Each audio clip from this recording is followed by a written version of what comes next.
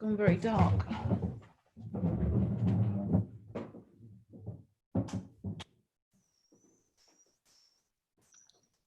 Wait for Sarah. Okay. Great. Well, welcome everyone to today's session. We're calling this Fashion Question Time, but this is an opportunity to meet some of our graduates of the class of 2020. I just wanted to start by introducing myself. My name's Judith Rosser Davis. I'm Head of Government Relations and Education at the British Fashion Council, and I also chair the BFC Colleges Council. This is a really exciting moment for us, born out of very difficult circumstances, but an exciting moment that we're having our first ever graduate preview day. Normally we'd be doing this in May. Here we are in July. It's been a tough time, I know, for our educators and for the students completing their work under such difficult circumstances, but we're really proud of everything that you've done and glad to see you here today. I'd like to extend special mention to industry. I really do welcome you to our day today and really encourage you to look through the work of the students that we have online. I'd like to ask you in particular if you could take the time to go onto the British Fashion Council website. If you look in the education section, we have there the graduate preview. We have some amazing portfolios from all the students around our Colleges Council members, which is fantastic to see. We also have on there our Colleges Council universities as well. They have their own profiles and they have in their portfolios and PDFs that you can look through of their graduating students' work. We're so privileged. It's been running since 1993, a long-term relationship with our colleges to try and bring industry and academia closer together. We run competitions for students. We also do a lot of seminars and we work closely with course leaders around the country to really inform and debate and discuss the issues of the day. And I guess that's never really felt more pertinent than it does now. And we're so proud of being able to work with you all to showcase your fantastic work. So without further ado, I'd like to introduce today's panelists. I'll start with the designer Ashish. Thank you for joining us. This is fantastic. I'll let you talk about yourselves in a moment. We also have Chioma Nnadi on the call, who's from Vogue.com, and we have Ib Kamara from ID. And chairing today's session is long-term collaborator, friend, associate of the BFC, Sarah Mower, who I'd like to introduce as our ambassador for emerging talent, and also alongside Mary. That wasn't me. Alongside Mary Beth Parker is our Pillar President for Education. So thank you for joining us, Sarah, and I'll hand over the reins to you now. Thank you. Thank you, Judith, and welcome everybody, and thank you especially to Chioma and Ashish for joining us to support this generation of graduates. What we're going to be discussing today is how do we communicate fashion now? At this very moment, as we're recording this, there's the first digital couture week going on in Paris. London pioneered its first digital fashion week, the first digital fashion week ever, I think, in June. And I think you as students have been in the same position actually as everybody in fashion, thinking what on earth to do while working at home and how to communicate fashion in different ways, because going forward perhaps there won't be fashion shows as much, or they'll be different, and the kind of the blend of digital and physical is going to become more and more important, and extremely a creative field where there really are no rules. So in a way, although it's been such a stress and a shock for you to have to go home and work alone, we're really fascinated to find out what solutions you're coming up with. And I had forgotten to say the first thing I wanted to say, which is congratulations on graduating as a class of 2020. we've got, I'm going to go around quickly and everybody can introduce themselves who are the student representatives here, starting with Tamira. Hi everyone, thank you for having me. My name is Tamira Francis. I study fashion textiles, specialising in knitwear at Middlesex University. And Sang Kim, could you introduce yourself? Hello, I'm Sang Kim. I'm from South Korea. I studied menswear in University of Westminster, MA menswear. Thank you. And Helena Edwards. Hi, my name's Helena Edwards and I have just finished MA menswear at the University of Westminster. Alexandra Sipa.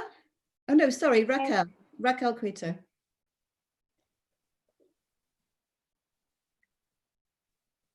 Can you hear me now? Yes. All right.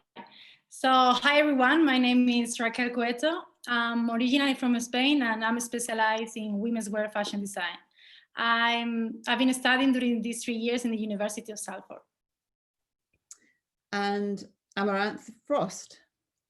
Hello, my name is Amaranth Frost. I'm a women's wear designer who has recently sidestepped into knitwear. I've just completed my MA at the Royal College of Art. I've completed it in Tower Hamlets in Bethnal Green in lockdown. And Miles Jules Daniel. Hello guys, my name is Miles and I go to Middlesex University, or used to go to Middlesex University, and I specialise in knitwear and I focus on women's wear and menswear. Okay, so starting through our programme, I'm going to ask everybody to play to premiere their video, and then we'll talk through your collection. So I'd love to start with Tamara, please.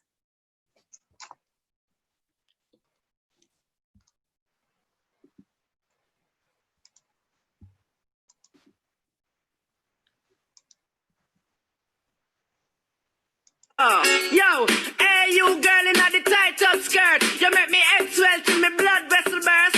Hey you girl in the tight up shorts, you speed up 10 more beats to me heart. Hey you girl in the tight up blouse.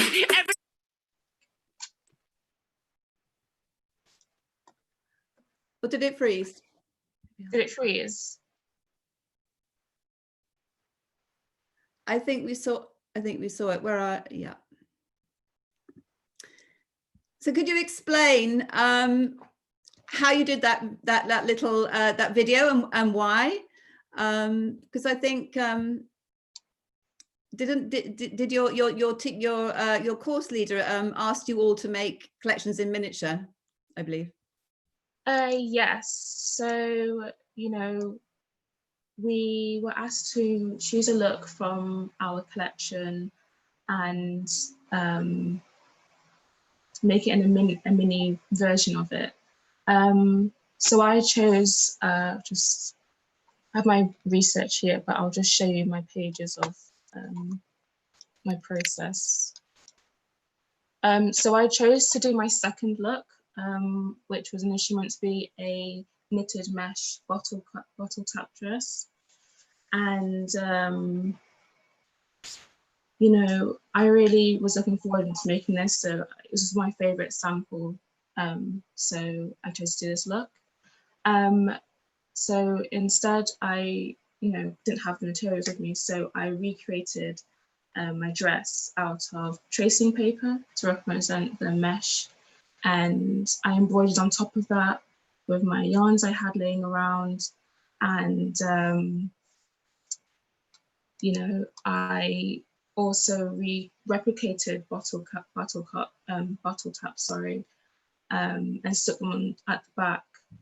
And then for the background of my video, I've just had like some pizza boxes laying around, so I painted on top of those, created like a mini club, and I, you know, dressed the, I had like some bottles of alcohol laying around, and I dressed them with my dress. I dressed them with my mini garment, and I thought it was a fun way of showing dancehall culture because it's about movement and having fun. It's not meant to be really serious. I thought dressing them up in rum bottles is a fun way of showing that. And then I just made my own mini club with materials laying around, and I thought, you know, stop motion video would be the best way to show that. Had you ever done stop motion before? No, I have never done stop motion video. So, you know, going into lockdown was very difficult, as I'm sure with everyone else. So, you know, I feel, you know, this gave me an opportunity to play around with stop motion and animation. So I'm kind of glad I did, because I had a lot of fun doing it. So, yeah. And it was inspired by your mum, is that right? Yes, so my graduate collection is inspired by my mother and the clothes she used to wear. Clothes her and her sister used to make for their nights out, which had a Jamaican dancehall theme. And at the time, my mum and her sisters didn't really understand the rules of pattern cutting. So whilst on the dance floor, the clothes would fall apart. She told me quite lots of funny stories about that. So that inspired me to look in ways of manipulating fabric and textiles to look as if it's falling apart the body. So on my first page, I have like my collages of my mum and the clothes she would wear. I had images of funny dancehall album covers, mixed with my own illustrations I've done from films I've watched. And this page, I did, you know, some draping on mini mannequins with my knit samples and playing around with the positioning of it. I experimented with laddering on the knitting machine and creating lace holes and like positioning it in ways to make it look like it's falling apart, which was a lot of fun. Mm-hmm. And here's my final lineup. And, you know, I thought it was a best way to show my interpretation of dancehall. I think it was important to have different poses for each look, as it's like, you know, different, you know, they're all going out, they're all partying, having fun. So, yeah. Thank you, Chioma. It's amazing you came up with something so amazingly cheerful that made everybody smile. Can we move to Sang Kim now, please?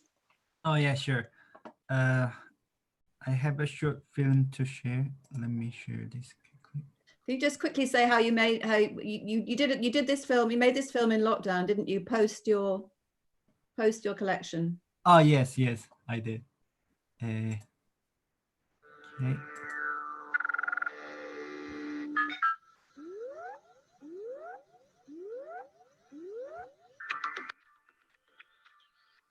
Oh, the music's gone.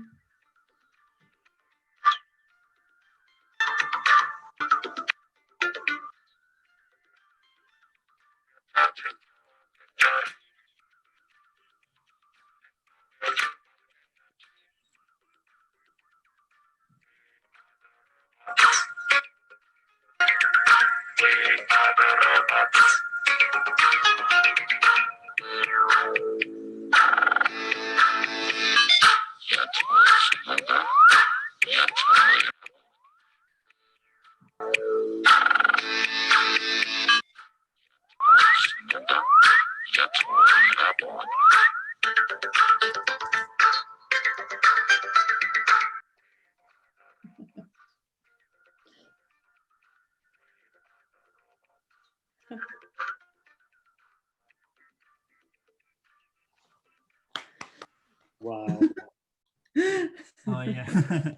This is the video I have made. Perhaps our guests can react to that. Ashish? That was brilliant. I loved it. Thank so you. Fun and clever and just, yeah, really, really effective. Actually, the thing that I've already noticed, I've only seen 2 people's work, and Chioma, that was beautiful as well. I loved it. I loved the bottle tops. But you know what I suddenly realized is so interesting? The minute you take away showing your collections from off the runway, from that kind of structured runway system, you suddenly put so much more individuality into it, because it kind of expands what you're saying into something that's so out of your normal practice. Mm-hmm. So you're becoming suddenly, you know, you're a film director, you're doing collage, you're doing all kinds of amazing creative things to kind of, in a way, support what you're saying through your clothes. And I think that's really important now in the world we live in, and you know, the things we say about our brands. I mean, that's what brands are, you know, it's about building up a whole story around your clothes, like a world around your clothes, as it were. And I just thought that was so brilliant, because it just takes it out of that really structured and, can I say, sometimes boring way of showing clothes into actually something really exciting and energetic. Just my opinion. I'm sure you agree with that, Chioma, because your job is translating clothes into moving images, and with so many, covering so many brands and labels and talents, right? Yeah, I mean, I think fashion should be without limitations, and I think those two videos were just a perfect example of that. It's been interesting to see some of the bigger brands this week, and no disrespect to the bigger brands, but I haven't seen anything that's excited me in the same way, that's been as innovative, and they have these insane budgets. And to think that you both made these really amazing, you know, like Ashish said, like created a different world. And I think it's really about creating a world and bringing people in. And yeah, that was the best thing I've seen in a long time. So thank you. Sankim, can you just tell us how on earth you did that? Oh yeah, sure. Actually, after lockdown, I couldn't really do anything in my small accommodation. So I have decided to try to reflect this situation as honest as possible. So first of all, I collect all those supermarket shopping bag from our flatmates, and then just tape them all. Shooting on the underground and all that, how difficult was that? I mean, actually really thinking about how the organization, let alone in, you know, strict lockdown, that must actually, it wasn't really hard, because at that time there wasn't really many people in the tube, and then that there was the only where I could go, supermarket and tube. Fantastic. Thank you. Okay, then I'd like to introduce Helena Edwards, also from Westminster. Is that correct? Yes. Yeah, we're classmates. I will just get this pause now.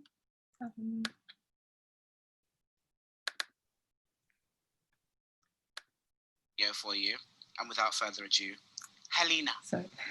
Hello, my name is Helena Edwards, and I'm on the MA Menzo course at the University of Westminster.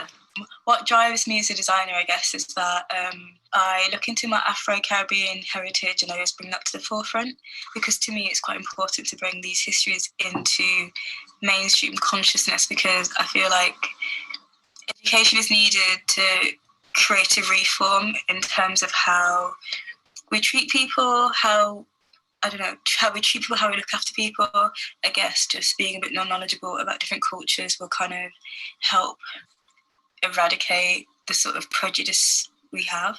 And especially in this time right now with, I guess, COVID and what's happening in America, I think my work's just more, if not now, when, I think my work's quite important right now to send the message and to kind of get people curious into learning what different history is, to get people engaged, to get people knowledgeable so they feel like they have, I don't know, a good sense of knowledge about different subjects that makes them curious into learning about different cultures, different histories, because that's what I love to do. And I think what I want to do in my work is make people feel the same way. And I guess with what I do, my craft, which is, I guess I am specialising in fashion. I like the idea of storytelling this message through clothing. And if it's not clothing, maybe through posters I do, or zines, or 3D work, or my textiles, kind of understanding these cultures, these backgrounds, and kind of showing my point of view in it and storytelling this history. That's it.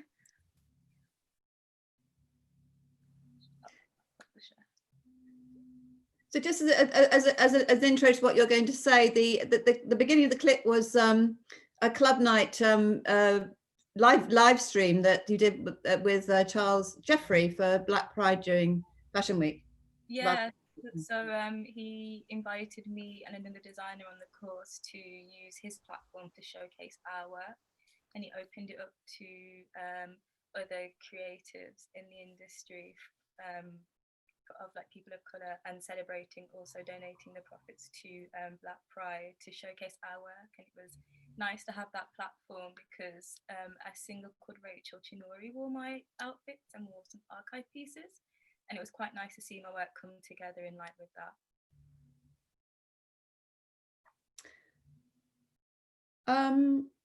There's something else that I happen to know about you, because after graduation, you thought really deeply about everything that is in your practice that you've discovered, and you've decided the path you're going to take. So would you mind sharing that with everyone? So I'm a researcher for the Black curriculum, and we're an initiative trying to get Black history into schools and promote that all year round 360.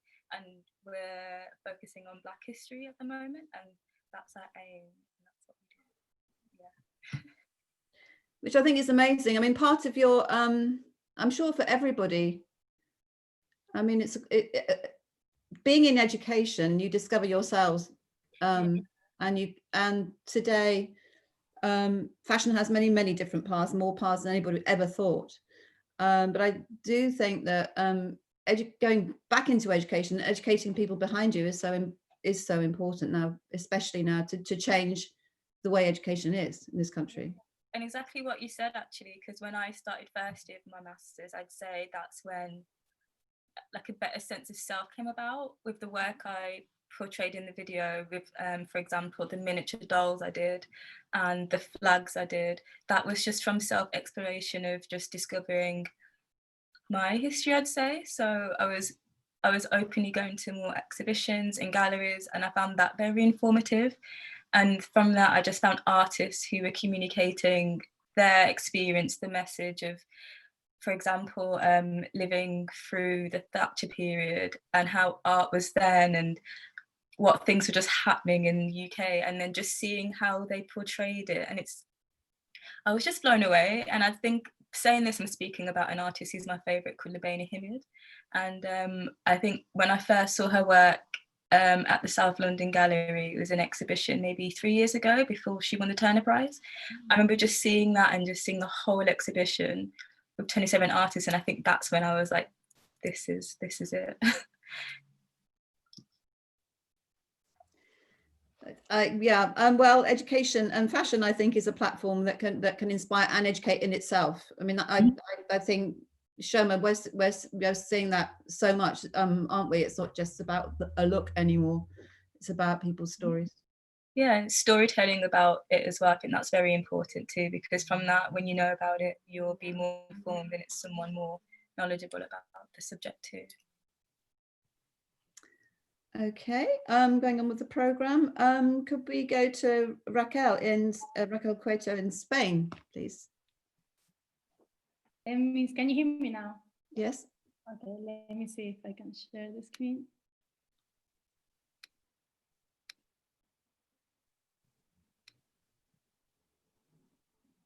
Can you see it? Yep. All right, perfect. So this is like kind of magazine that I'm gonna flip through. It's not like an actual video. So I just wanted to say how I communicate fashion. I think for me, I communicate fashion through people by observing, seeing, listening, and understanding the cultural nuances shifts in behavior that they might lead to trends. How we communicate fashion isn't important as much as how we respond to the needs of people. How we live, how we want to live, where we want to go, what we are listening to. I think all these things help us form a better understanding. We look at the world of how it was, how is it now, and where is it going. People are at the heart of this, so we reflect, analyze, learn, and develop, implement, design solutions, and then we tell the story that we need to tell. So there is no set way to communicate fashion. And yes, we see the runway and the magazines, but people are all the time communicating their narrative based on their environment, and that's the coolest part. That's the coolest part of fashion research for me. How we communicate fashion at the end isn't as important as how we communicate fashion through the design process. And here is part of my final design project that I'm just going to talk about it, what my concept is. So my research was based on the Chicano movement. It was addressed the issue of the negative ethnic stereotype of the Mexicans in the American consciousness. But it is the women of that movement who most fascinated me because they were really strong women. And that's why I call this project the Chola movement. Can you hear the flip of the page? I don't know if it's too loud. So called Cholas or Pachucas, they were a group of Mexican women who openly challenged conventional notions and feminine beauty and sexuality, especially in the Mexican culture. I found this very interesting because for me, they represent the freedom of being who they wanted to be without fear. They embrace the idea of playing with duality and with the masculinity and the femininity. So they were really strong women, independent and with unique strength. This collection, I just wanted to explore in this collection how these girls try to defend and build their own identity. I knew that I wanted to make my clothes for this final collection. I want them to be pure and to empower without being really aggressive. I want them to be, designed for the people and to be accessible. Tailoring was the starting point of my design development, as I found that these people used to wear like a really dramatic suit. They were called suits. So I just take the tailoring as the big point. This is some of the techniques. I wanted to push traditional forms and methods of tailoring. So I started to work on those pictures. Obviously, they were taken on the university. So at that time, I was still in the university. I'm just lucky that I had some, 3D work that I could reflect in my digital portfolio. I just wanted to, as I say, to push the traditional forms and methods of the tailoring. So I started to work on the stand to find new silhouettes and generating these kind of 3D shapes into blazers and coats and other garments. That's some. Oh, that's cool. I think I'm going to have to. I just looked at the time, and so we can put everybody else in. Yes, we'll come back to hoping that we'll have time to have a general discussion at the end. So can we just move to Alexandra Sipa and see your video, please? I can't start sharing until Raquel stops sharing. Yeah. Now? Yeah. Yeah. Perfect.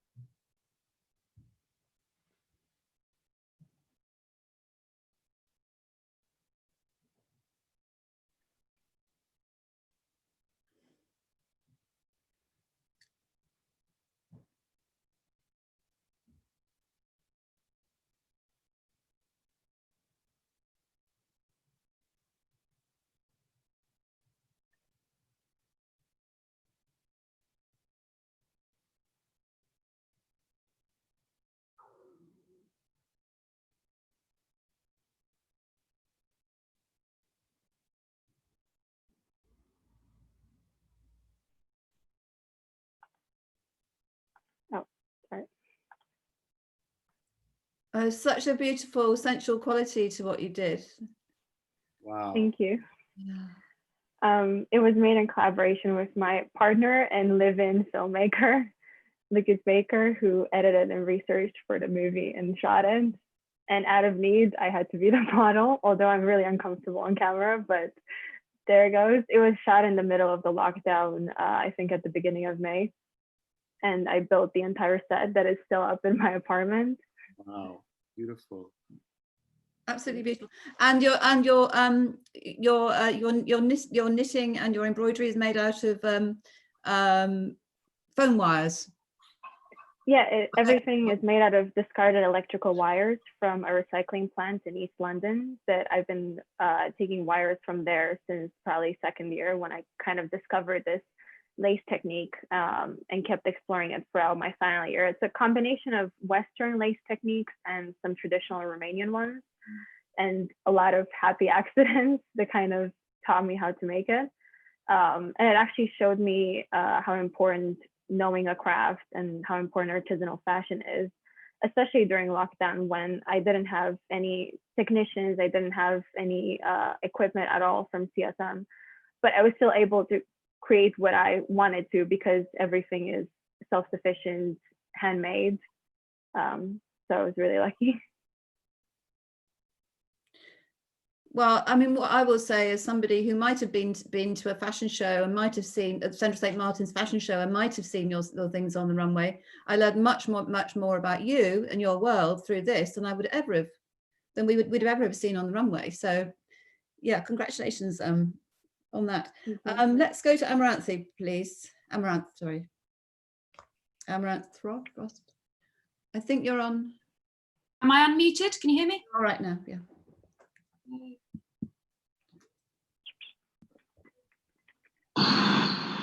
We will beat the coronavirus, and we will beat it together. And therefore, I urge you, at this moment of national emergency, to stay at home, protect our NHS, and save lives. Yeah.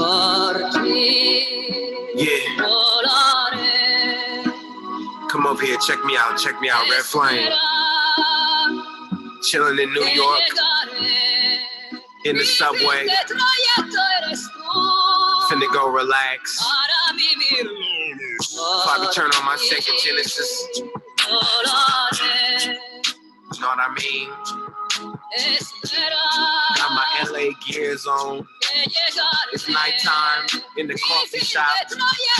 Yeah.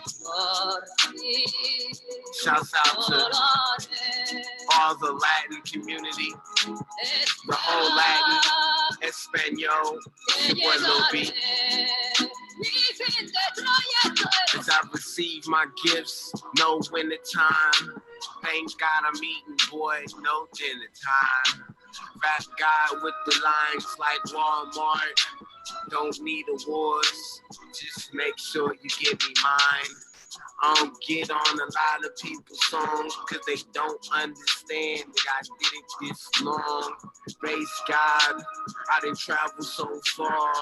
Lil B, nigga, I done met God. Red Flame like Godfather, eating pasta in New York by yourself in the wintertime. Home Alone 2 on VHS, Sega Genesis. Charlie Brown Power Ranger movie on cable access. Game Genie all a part of my success. Yeah. Down street, nigga, you can beat this. New York subway in the big city. Face world for life. Goddamn. Gotta catch this train. About to run downstairs. Man, New York looks so beautiful right now.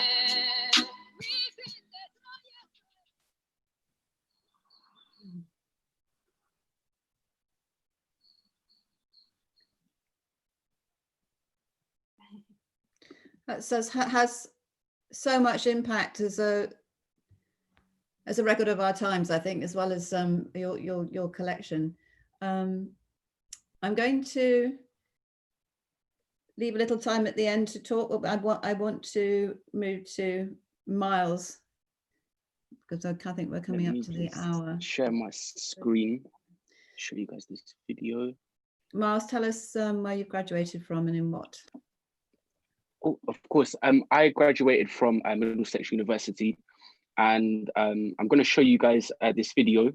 This was done in lockdown, and I really wanted to capture something that would bring you guys into my world and my process, and try and get you guys on board, because I feel like I captured a lot of things in a 3-minute video, and it was all of these things going on. I wanted to embrace the imperfections. I wanted to get my styling in there and also my illustrations.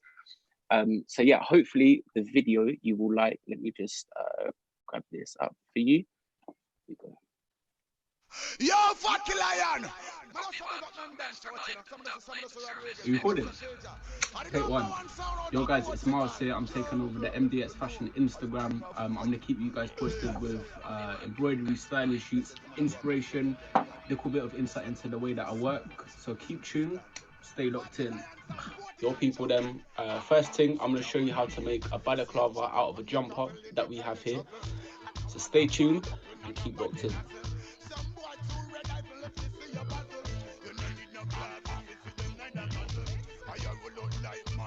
So you got your back bit, your front bit, and you got the little bit that goes on top. Take your front bit, you place it on the back bit, then you take this bit and you place it over the circle, so you should have something like that.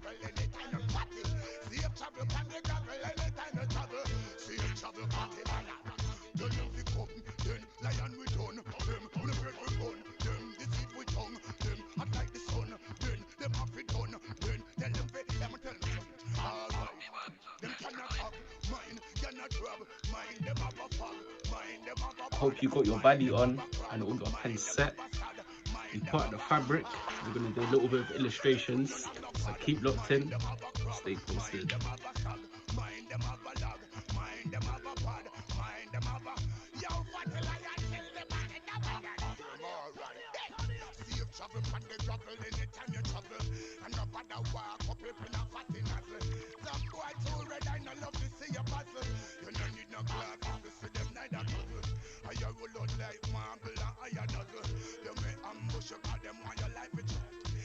Yo, we had a little change of style, getting them to the set. I got the illustration done, coloured it in off camera. It's time for a little bit of styling, so keep posted, keep locked in.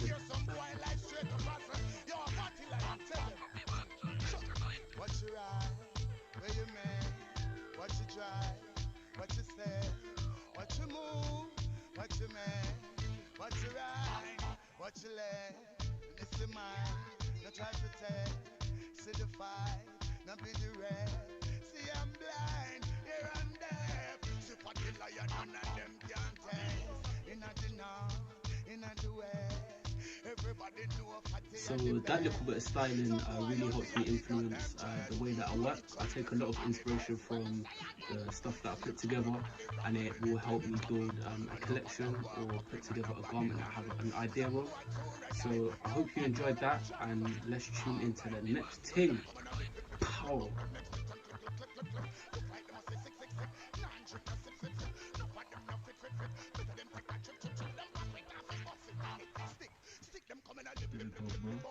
Cheers, man. You're a really good fabric friend. Guys, if you're ever feeling lonely, make yourself this little guy here. Made all out of fabric, keeps you company, plays FIFA with me, drinks beer and everything. Stay safe and deuces.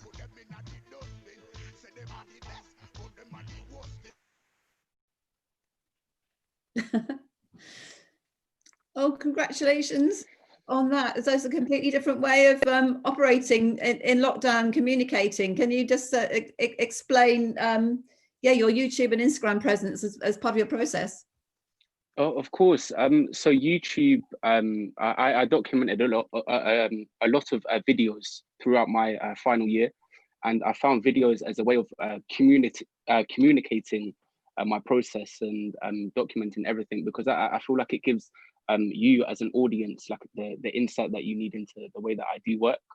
And then with the Instagram, I focus more on the handmade things, and videography, like GIFs and stuff, and like music. That has been a big part of my final year. So I tried to incorporate everything within my practice, and especially like this digital form that we can present our work in. And that's been like very powerful for myself, because I've learned so much through my final year, but also in lockdown, because I was understanding ways to communicate things. And for you, as the audience looking at my work, giving you that insight, and like you understand it a lot more. You have videos to go back and forth with, and you can really see like everything, like from like development to like the final collection. And it's a really big part, working in a digital way. So I try to do everything, maybe pictures or photography, the videography, and music, especially making my own music. So yeah, it's been really good. We're going back to Amaranth. Well, congratulations to you and to everybody for doing things in a really intense and personal way, and you, Amaranth, turning into a filmmaker, really. Yeah, I mean, I've never really explored film as a way to show my work, and I kind of think if I'd stayed in college, I probably would have never been forced to do that.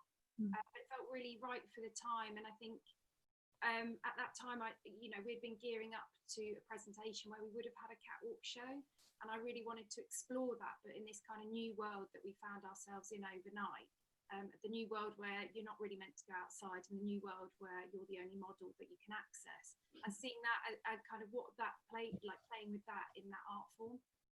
Yeah, it's been interesting, and it's been, I've learned so much. Chioma, you're probably going to have to go in a minute. I know that. So, I mean, have you got some? I'm gonna stay on. I'm just gonna be like, it's too interesting. I'm sure if I'll figure it out. It's just actually have to review a collection, but I'm sure if I'm a little bit late, I think this is a good reason. They'll forgive me, hopefully. Chioma, have you got some thoughts and feedback in general about what we've been seeing this morning? Wow, I just think it's blown my mind open wide to some things, some themes that I think I've been thinking about a lot, about transparency and process. And I think, Miles, like seeing your process was so special, and I could see my eyes going back and forth like through how you were making that clothing and just being brought into your world. I think there's that intimacy that you don't get usually, and for me that's really special. And it's so crazy to think I'm so far away from you, but yet you all managed to bring me inside your worlds. And for me, that's what I strive to do when I get to know a designer, when I'm reviewing it, when I'm at a show. I'm trying to sort of connect with that and sort of figure out that, I mean, that's what's so great about a show in a sense, but this to me is just like, wow, everything I've seen today has really sort of blown my mind open in terms of communication, of using the resources that you have, and also connecting a lot of the designers that I've been speaking to have sort of like, how do I make fashion meaningful now? Like, using fashion as a vehicle for something bigger. And I think you've all done that, because I think if you're not connected to the culture and you're not connected to the world around you, then it just doesn't mean anything. But I think everything I've seen today has like made me feel tingles and good, and it just feels soulful. And I think that's what fashion should be. And I think a lot of brands are sort of struggling with how to connect to that and how to create that intimacy, but I'm blown away. And you, Ashish, as a practitioner? Yeah, I think for me, like I said, I think what I'm really so inspired by is actually the energy and the individuality and the personality that comes out in each person's work. And,